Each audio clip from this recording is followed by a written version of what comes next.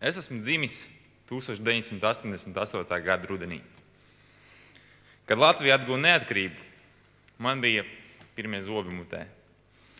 Padomju Savienība, man tā ir vēsture no grāmatām.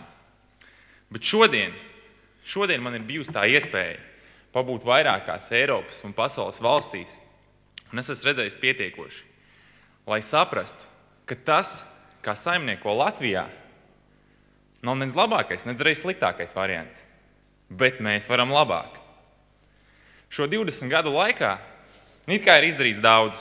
Ir daudz laika pagājis, daudz lietas notikušas, bet galu galā nekas baigi nav tāds reāls. Jo atkal esam nonākuši pie milzīgām aizdomēnām, pie korupcijas skandāliem un, kas pats galvenais, pie milzīgas tautas neapmierinātības ar valdības darbu. Tādēļ varbūt šobrīd ir vajadzīgs tas redzējums, kas ir manai paaudzei. Un tāpēc arī es nolēmu iesaistīties, jo nav vairs laika kavēties un krāt pieredzi, bet ir jāiesaistās un jāliek lietā zināšanas, kas ir jau šodien. Un ir jāatrod modelis, kā sadarboties vecajiem pieredzējušiem politiķiem kopā ar jauniešiem, jo tas ir vienīgais veids, kā mēs izveidosim ideālu valsts pārvaldes modeli.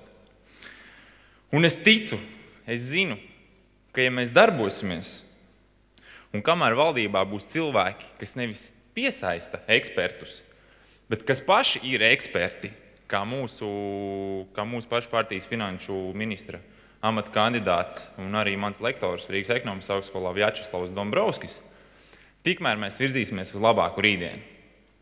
Mēs varam dzīvot labāk. Paldies! Paldies! Vārds Dmitrijam.